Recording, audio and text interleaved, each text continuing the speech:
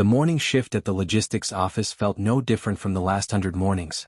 The hum of printers, the tapping of keyboards, and the low buzz of small talk hung in the air like stale coffee. Sarah Donovan, 27, walked in quietly with her backpack slung over one shoulder. She was wearing what she always wore when she didn't care to impress anyone, her old camouflage pants and a dark green t-shirt. To her, it was practical, comfortable, sturdy, and familiar. To her coworkers, though, it was something else entirely. As she settled into her desk, she caught the smirk on Jenna's face from across the room. Jenna leaned toward another woman and whispered loud enough for Sarah to hear, "Guess she thinks she's off to basic training after filing reports." The women giggled, eyes darting toward her. Sarah kept her face calm, her hands steady as she logged into the system, but the words struck like small stones. It wasn't the first time they had mocked her. For weeks they had commented about her clothes, her quietness, the way she didn't hang out after work. To them, camouflage was strange, a wannabe soldier look. To Sarah, it was second nature, because she had lived a different kind of life than they could ever imagine. What they didn't know was that only 2 months earlier, Sarah had come home from a 7-year career in the Army. She had deployed twice, spent nights in hostile deserts, and learned to sleep with the roar of helicopters above her. Wearing camo wasn't a fashion choice. It was a piece of home, a reminder of identity in a civilian world that felt foreign. But she never said that. She didn't need validation from people who had never stood watch under the stars with a rifle on their chest. "Hey, Sergeant Sarah," a man called mockingly from the copier. "You gonna storm the break room next?" Laughter bubbled up again, filling the office. Sarah forced a smile and shook her head as if she were in on the joke, but inside her chest tightened. She typed faster, pushing her focus into the screen, trying to drown the sound of their laughter. She reminded herself that she was out now, that this was supposed to be peace. But peace didn't mean kindness. By lunch, the whispers had grown louder. She sat alone with her sandwich while the others clustered in groups. She had heard it all before. "She's weird, she's too intense. Why can't she just dress normal?" Sarah chewed slowly, every bite dry. She missed the camaraderie of her old unit, the easy trust, the unspoken loyalty. These people wouldn't understand the meaning of family forged under fire. She swallowed her pride with her food and kept her eyes down. The hours dragged until the clock read 3. She was about to get up to refill her water when the ground began to tremble. At first, it was so faint she thought it was her imagination. But then the sound followed, deep, thudding, rhythmic. Her pulse skipped. She knew that sound better than her own heartbeat. Rotor blades. Heavy, powerful, slicing through the sky. The office grew still as the vibration deepened, rattling pens and coffee mugs. "What the hell is that?" someone muttered.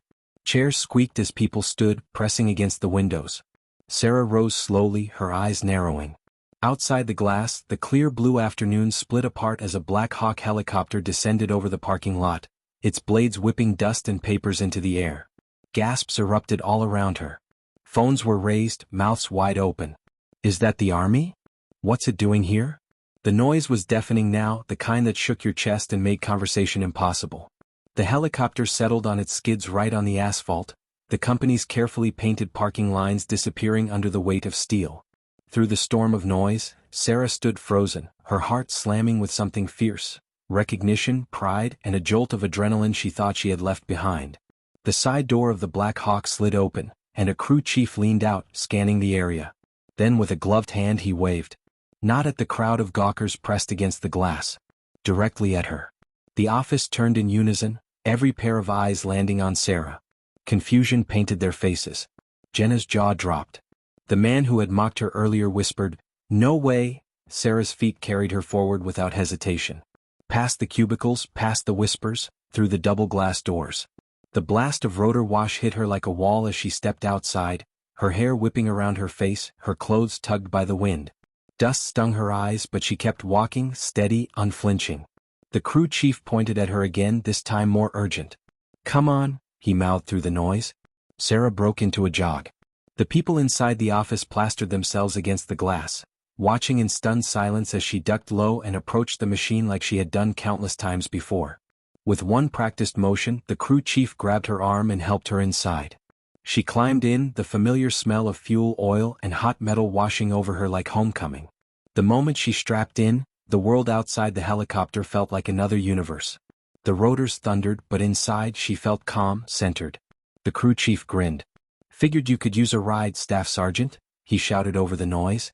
She blinked, surprised, then broke into the first real smile she'd had in weeks. They lifted off, the office building shrinking beneath them. Sarah looked down through the open door at the cluster of co-workers shielding their eyes, their mouths open in disbelief. The same people who mocked her for her camouflage now stared at her as if she were someone entirely different, because she was. The city spread out below, the sun flashing off rooftops and cars like shards of glass. Sarah's chest swelled with a feeling she hadn't felt in months: belonging. She glanced at the crew chief, who gave her a nod. No explanation was given. None was needed. This was her world, the sky and the machine, and for the first time since she had left the army she felt seen. When they circled back 20 minutes later, the helicopter hovered above the lot again. Sarah climbed out, hair wild, face alight with something the office had never seen before. She ducked low and jogged clear as the rotors thundered, then turned and watched as the Black Hawk rose back into the sky, shrinking to a speck against the blue. She walked back inside, silent, calm, as though nothing unusual had happened. The office was stunned into silence. Nobody spoke. Eyes followed her as she took her seat, adjusted her keyboard, and resumed typing as if she had only stepped out for a breath of fresh air. The silence broke finally with Jenna's shaky voice. "Sarah, what was that? Why were they here for you?" Sarah looked up, her expression unreadable. She let the moment stretch, savoring the weight of it. Then she said softly, "Because once you've earned it, they never forget you." And with that, she turned back to her work, the faintest smile tugging at her lips while the rest of the office sat in stunned awe. The next day at work felt different before it even began. Sarah parked her car in the same spot she always did, but this time she noticed the way people in the lot glanced her way and quickly looked down. Yesterday's thunderous visit still lingered in everyone's mind like a dream they couldn't quite explain. She adjusted her backpack and walked through the glass doors, her steps measured, her face calm, though inside she carried a quiet storm. The office was hushed when she entered. Usually by 8:30 laughter and gossip buzzed through the cubicles, but now it was subdued, restrained, like a classroom after the teacher had scolded the students. Sarah felt the weight of eyes on her as she made her way to her desk. She set her bag down and logged in without a word. "Morning, Sarah," Jenna said suddenly. Her tone was unervingly sweet, nothing like the mocking drawl from the day before. Sarah glanced at her and gave a polite nod. Jenna's smile lingered too long, faltering when Sarah didn't return it. By mid-morning the questions started trickling in, each one wrapped in fake casualness. At the copier, a man she barely spoke to leaned in. "So, that chopper yesterday, what was that about?" He tried to laugh but it came out thin and nervous. Sarah shrugged. "Old friends saying hello." The man chuckled, then stopped when she didn't. His eyes darted away and he muttered something about paper jams before hurrying off. The truth was complicated. The army never really let go of its people, not completely. You served long enough, built the right bonds, and even after you left, you were never out of the family. Sometimes those bonds came back in ways no civilian would ever understand. Yesterday's flight wasn't planned for spectacle, it was a gesture. A reminder. And Sarah had needed it more than she realized. At lunch, she sat at her usual corner table. This time she wasn't alone for long. Jenna walked over, tray in hand, and asked, "Mind if I sit?" Sarah looked up, surprised, then shrugged. Jenna sat quickly, her voice dropping low. "Listen, I just wanted to say, I didn't mean anything by the jokes before. We didn't know you were, like, legit." Sarah raised an eyebrow. "Legit? You know, a soldier. An actual soldier. That was incredible yesterday." Jenna stirred her salad nervously, avoiding Sarah's eyes.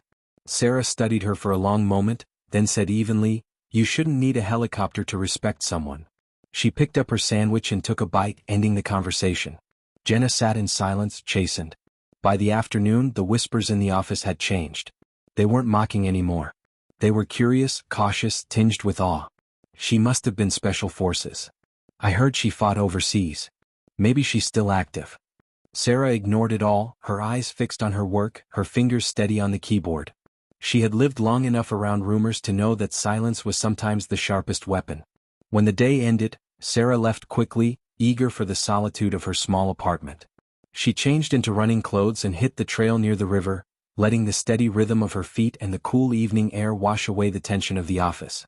Running had always been her way of centering herself, a habit from years of conditioning. Out here there were no whispers, no curious stares, just her breath, the dirt underfoot, and the fading light of the sun. Halfway through her run, she heard it again, the distant, low thrum of rotors. She stopped, heart quickening. Looking up, she saw a black hawk slicing across the horizon, flying low over the river. For a moment she thought it was coincidence, but then it dipped a wing, banking slightly in her direction before leveling off and continuing. A signal, subtle but unmistakable. Sarah smiled despite herself. They were watching. That night, she lay awake staring at the ceiling. She thought about the office, about the way people now treated her like a stranger who had suddenly revealed she was dangerous. She thought about the helicopter, the familiar faces, the unspoken brotherhood. And she thought about herself, caught between two worlds belonging fully to neither. Her phone buzzed on the nightstand. She reached for it and saw a message from an old teammate. "Callahan, you good? Heard you got the little gift yesterday." Sarah typed back, "Yeah. Surprised me. Thanks." A pause, then another message, "Anytime, Sarge. You know we got you. Always." She set the phone down, her chest tight with a mix of gratitude and ache. She had left the army, but the army hadn't left her. And maybe it never would. The next morning at work, the tension only thickened. People hovered near her desk, pretending to ask about projects but clearly fishing for details. Sarah kept her answers short, her tone cool. At one point, the boss himself, Mr. Whitaker, called her into his office. He gestured for her to sit, his voice unusually soft. "Sarah, I just wanted to say, whatever that was yesterday, it was impressive. I've worked here 15 years, never seen anything like it." Sarah sat still waiting. Whitaker cleared his throat. "I want you to know that your background, whatever it may be, doesn't change the way we value you here. In fact, I think it makes you even more of an asset." Sarah almost laughed. Yesterday she had been the butt of jokes. Today she was an asset. She nodded politely, said, "Thank you, sir," and left before he could ask more. Outside his office, Jenna and the others looked at her with wide eyes. For the first time they weren't laughing.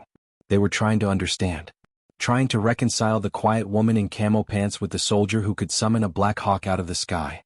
But Sarah didn't owe them explanations. She had lived a life of orders, discipline, sacrifice. This life, this civilian world, was hers to navigate on her own terms. If they wanted to respect her, fine. If they didn't, she'd still stand the same. That evening she returned to the river trail, running until sweat soaked through her shirt. The world blurred around her, but inside she felt sharper than ever. When she finally stopped, breath ragged, she looked up again at the sky. The horizon was quiet tonight, no thundering rotors, no signals from above. Just silence. And in that silence, Sarah made herself a quiet promise. She wouldn't let the office or anyone else define her by what they did or didn't understand. She had already been tested in fire, already carried scars they couldn't see. If they mocked her camo, let them. If they whispered, let them. Because when it truly mattered, when the blades thundered and the ground shook, she knew who she was, and so did the people who mattered. As she walked home in the fading dusk, the sound of her own footsteps steady against the earth, Sarah felt something she hadn't in a long time. Not just pride. Not just belonging. But strength. The kind that didn't need to be proven to anyone. The third morning after the helicopter's arrival, Sarah walked into the office with the same steady stride, but the atmosphere had shifted even further. It wasn't just curiosity anymore. It was unease, a kind of reverence mixed with fear. People moved out of her way when she walked down the aisle. Conversations stopped mid-sentence when she passed. She hadn't asked for this attention, hadn't wanted it, but it followed her now like a shadow she couldn't shake. She sat down at her desk and started her routine. But this time she could feel the stairs boring into her back. The soft clicks of keyboards were slower, hesitant, as if people weren't sure whether to act normal around her. When she finally looked up, Jenna was standing a few feet away, clutching a file against her chest. Jenna started, her voice unsteady. "I was wondering if you'd maybe want to grab coffee sometime? You know, outside of work?" Sarah blinked at her, trying to read the sincerity behind the offer. Was this friendship? Guilt? Or an attempt to get close to the woman who could summon helicopters? Sarah gave a polite smile. "Maybe. I'll think about it." Jenna nodded quickly, retreating like someone who had just approached a wild animal. The day dragged, thick with tension. Sarah longed for the release of her evening run. By the time she hit the trail, the sky was streaked with gold. She pushed herself hard, her breath sharp, her legs burning. The rhythm of running always steadied her, but tonight her mind raced faster than her body. She thought about how quickly perceptions had shifted, mockery turning into awe, disdain into fear. It reminded her of deployment, of how quickly a crowd could go from throwing rocks to offering bread once they realized who carried the power. Respect built on fear was fragile, but it held weight. Halfway through the trail, her phone buzzed in her pocket. She slowed, pulling it out. It was another message from Callahan. Need to see you. Urgent. Her heart clenched. She typed back quickly, "What's going on?" The reply came fast, not on text. "Meet tomorrow night. Usual spot." Sarah stood still, staring at the glowing screen. The usual spot was an old diner just outside town, a place her unit had used to meet up off base years ago. For Callahan to use that phrase now meant something serious. She slipped the phone away, her pulse quickening.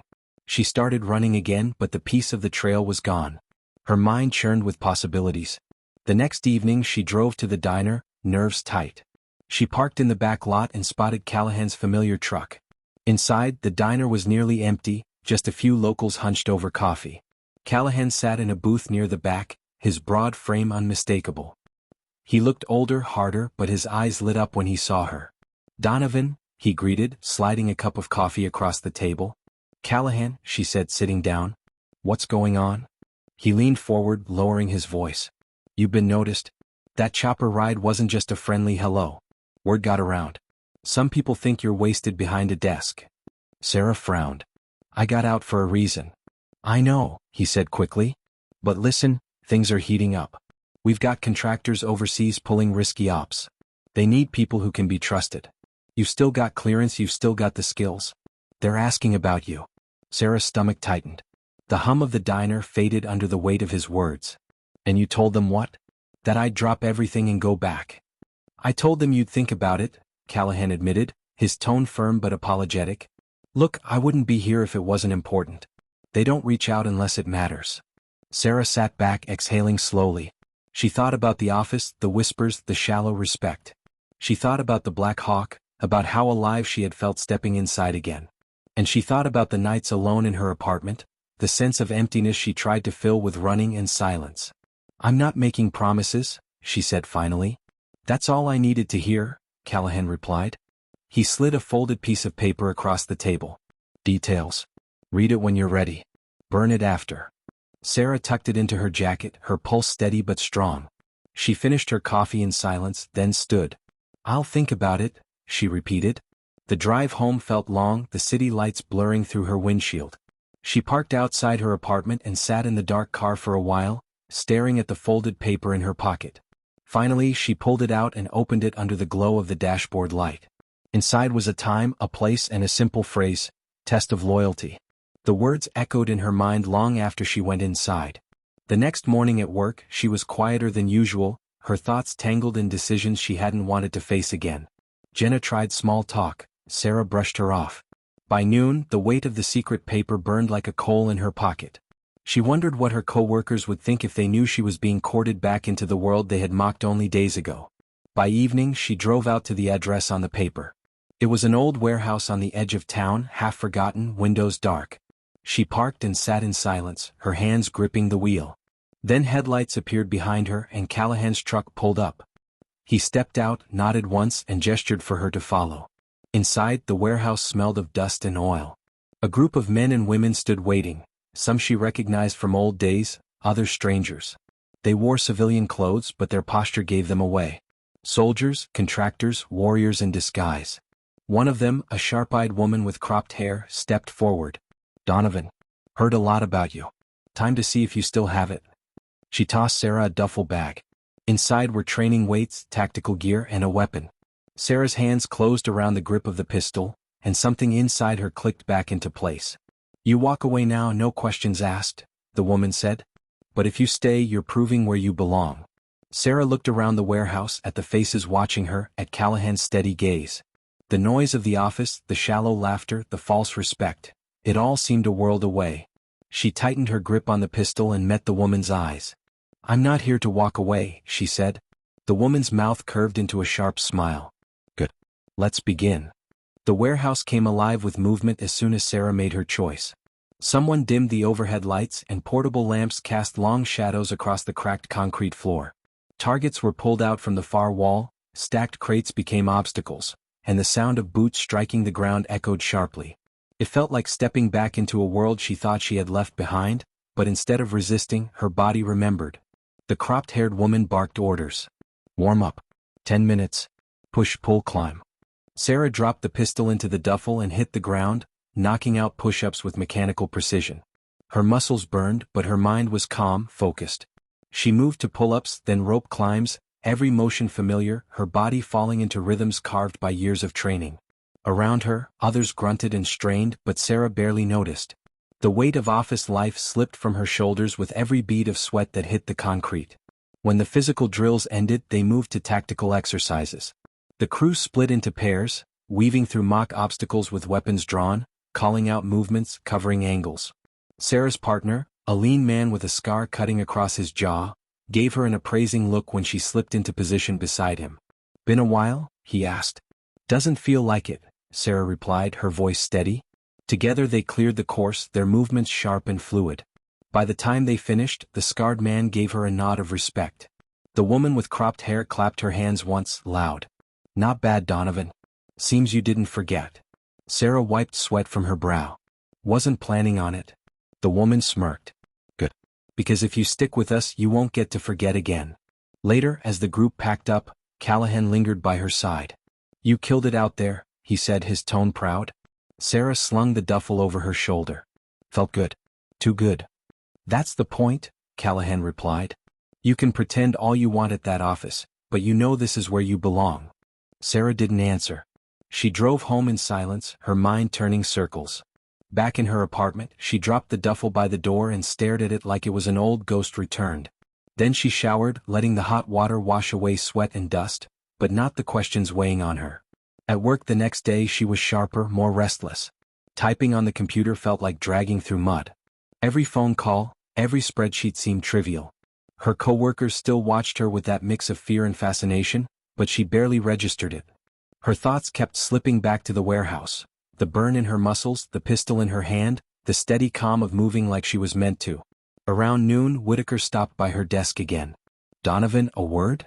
She followed him into his office. He leaned on the desk, fingers steepled. "I've noticed your background seems to be causing a stir. People are curious. Some are intimidated. I want to make sure you're comfortable here." Sarah kept her face neutral. "I'm fine."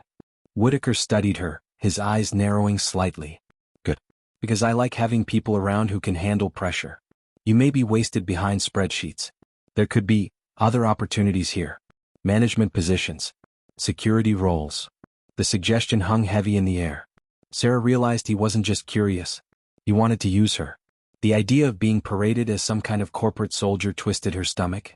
She forced a polite smile. "I'll think about it." Back at her desk, Jenna hovered nearby. "So, about coffee," Jenna said timidly. "You free this weekend?" Sarah sighed inwardly but nodded. "Fine. Saturday." Jenna lit up as if she had won a prize. Sarah wasn't sure what drove her, genuine interest or the thrill of being close to someone she now saw as dangerous. Either way, Sarah figured it couldn't hurt to at least try. That night, she returned to the warehouse. The second session was harder, pushing them through endurance drills, weapons maintenance, and hand-to-hand sparring. Sarah was paired with the scarred man again, and they went at it until both were dripping sweat. He swung, she blocked, countered, and brought him to the ground with a sharp twist of his arm. He grunted, laughing as he got up. "Yeah, you definitely still got it."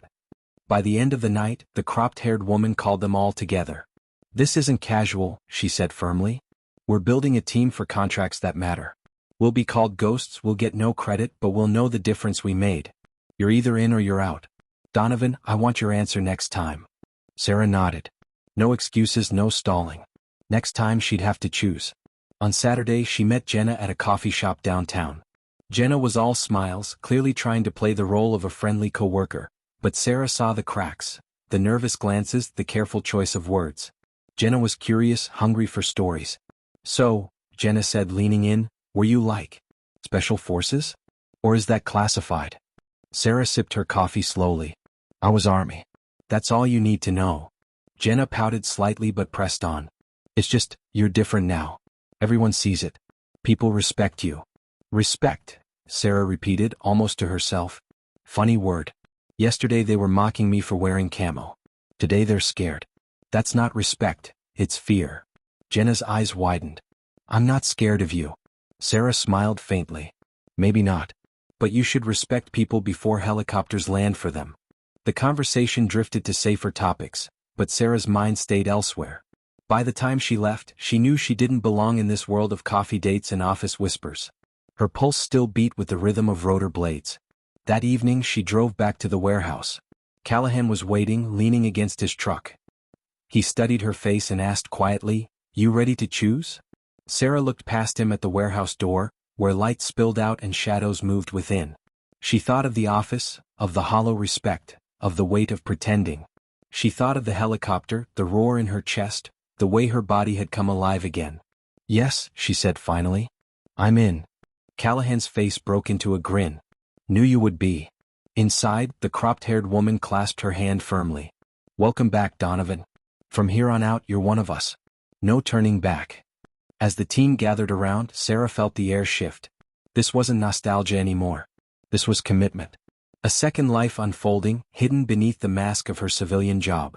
And for the first time since she had left the army, Sarah felt whole again.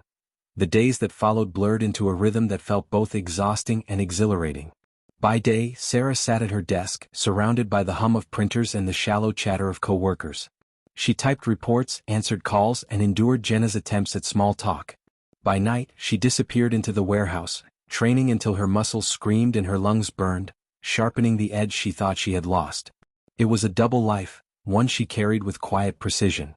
In the office, she was polite but distant, keeping her mask firmly in place. At the warehouse, she shed the mask and became what she truly was: strong, focused, dangerous. The contrast was sharp, but for the first time since she'd left the army, she didn't feel torn. She felt balanced. The cropped-haired woman introduced herself one evening as Morgan. She was the one organizing the group, bringing in veterans and contractors from different corners of the country. "We're building a team the government can't claim and corporations can't control," Morgan explained one night after drills. "Independent. Reliable. Off the record. If we take a contract, it's because it matters." Sarah respected her bluntness. No games, no politics, just purpose. And purpose was what Sarah craved. Her partner, the scarred man, finally gave his name to Reyes. They trained together often, their movements syncing almost instinctively. He didn't waste words, and she appreciated that. In silence, trust built faster than conversation. But as the nights grew longer and the training more intense, the strain of her double life began to creep in. One morning at work, Sarah nearly dozed off at her desk, her fingers slowing on the keyboard. Whitaker noticed. "You all right, Donovan? You've seemed distracted lately." "I'm fine," she replied quickly, straightening in her chair. He gave her a long look, then nodded, though his suspicion lingered. Sarah forced herself to push through the day, reminding herself that she couldn't let the two worlds bleed together. That evening, back at the warehouse, the team drilled on extraction scenarios. Smoke filled the air as they simulated entering and exiting hostile zones, carrying weighted dummies that represented wounded teammates. Sarah pushed herself until her arms shook, until sweat stung her eyes. When they finally called it, Morgan clapped her on the shoulder. "You don't quit. I like that." Sarah wiped her face with her sleeve. "Quitting gets people killed." Morgan nodded. "Exactly." Later, as she sat in her car outside the warehouse, catching her breath, Callahan approached. He leaned against her window, lowering his voice. "There's talk of a real job coming. Overseas. Could be dangerous." Sarah looked up at him, her pulse quickening. "You think I'm ready?" "You've been ready since the day you walked out," Callahan said. "The question is, do you want it?" Sarah didn't answer immediately. She thought of the office, the meaningless tasks, the hollow respect. Then she thought of the warehouse, of the team, of the way her heart raced at the sound of rotor blades. Finally she said, "If it matters, I'm in." Callahan smiled faintly. "Good. That's what I told them." The following week, the office gossip about Sarah intensified. People no longer mocked her clothes. Instead, they whispered theories about her past. One man swore she had been in covert operations. Another claimed she was still on active duty and undercover. Jenna, emboldened by their coffee outing, pressed her again during lunch. "Come on, Sarah," Jenna pleaded. "Just tell me a little about what you did. You don't have to say everything. But, what was it like?" Sarah stared at her across the table, the cafeteria noise fading around them. Finally she said, "It was loud. It was dangerous. And it was nothing like this." She gestured at the bland walls, the plastic trays, the people scrolling on their phones. "But it wasn't something to joke about." Jenna's smile faltered. "I didn't mean." "I know," Sarah cut in. "Just, stop trying to make it entertainment. It wasn't." The words silenced Jenna for the rest of the lunch. Sarah didn't regret saying them. That night, Morgan called the team together. The warehouse was charged with energy, the air thick with anticipation. "We've got our first job," Morgan announced. "Not full deployment but a test run. Stateside. Security for a high-profile asset moving through hostile territory. If we pull it off, bigger contracts follow." The team nodded, no one hesitating. Morgan's gaze settled on Sarah. "You'll be point with Reyes. You're steady under pressure. Don't prove me wrong." Sarah's heart pounded, but she kept her voice calm. "Understood." They spent the next 3 nights running the scenario, practicing convoy protection, ambush responses, and evacuation drills. Sarah and Reyes worked seamlessly, covering each other's blind spots, moving with silent precision. Morgan pushed them harder each night, barking corrections, demanding perfection. By the end, Sarah felt like her old self again, not an office worker pretending to fit in, but a soldier ready to act. The day of the mission came without fanfare.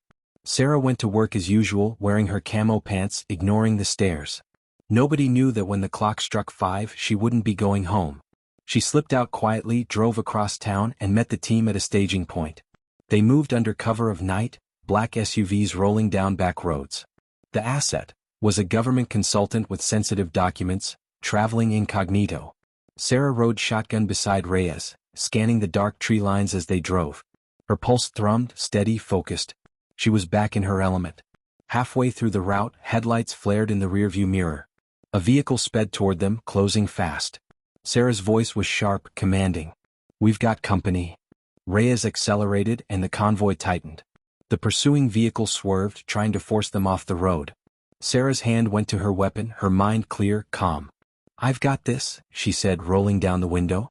The night air whipped past her face as she leveled the pistol. One sharp shot cracked through the darkness, blowing out the pursuer's front tire. The car swerved violently, skidding into a ditch. Reyes grinned. "Nice shot." The convoy pressed on, reaching the safe zone without further incident. The asset was delivered unharmed, the documents secured. When they regrouped at the warehouse later, Morgan looked at Sarah with something like approval in her hard eyes. "Clean, fast, effective," Morgan said. "You just proved you're more than ready." Sarah nodded, chest heaving with adrenaline. Inside, though, she felt something deeper, a sense of belonging, of purpose that no desk job could ever give her. When she finally returned to her apartment in the early hours of the morning, she collapsed onto the couch, still in her gear. Exhaustion tugged at her, but underneath it was a fierce clarity. She couldn't keep pretending her civilian life was enough. She needed this, the missions, the danger, the fire. And as she drifted into restless sleep, she knew one thing with absolute certainty. The Black Hawk that had landed for her wasn't just a symbol. It was a call. And she had answered. The morning after the convoy mission, Sarah dragged herself into the office with dark circles under her eyes and muscles aching from the night before.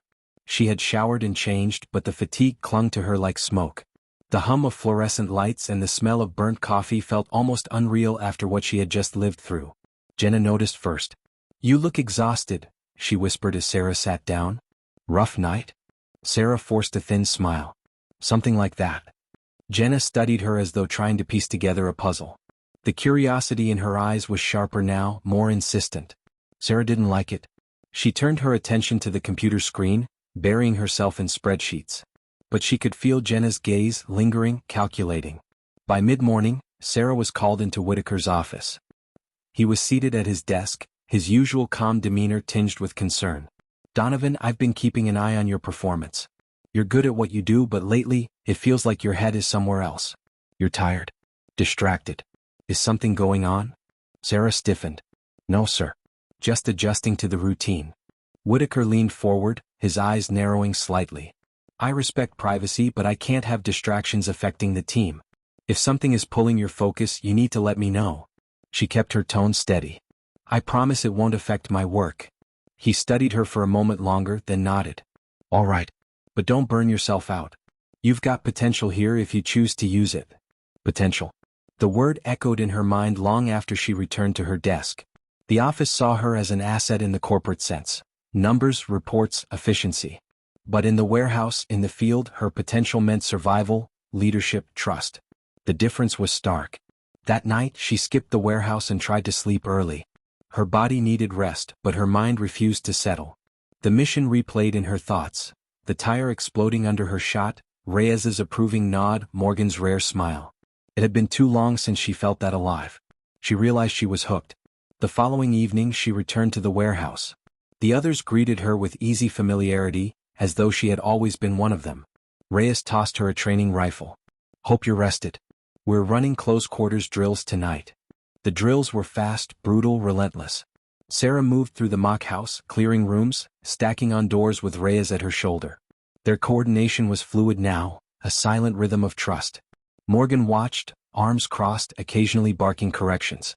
By the end, Sarah's shirt clung to her skin with sweat, but her mind was sharp, her body humming with controlled energy. As they wrapped up, Morgan pulled her aside. "You handled yourself well last week." The client was impressed. "They asked specifically about you." Sarah blinked. "Me?" "You," Morgan confirmed. "Word spreads fast in our world. People want operators they can trust. You're becoming one of those names." A rush of pride warmed Sarah's chest, tempered by the weight of what that meant. More missions, more risk, and a deeper divide between her two lives.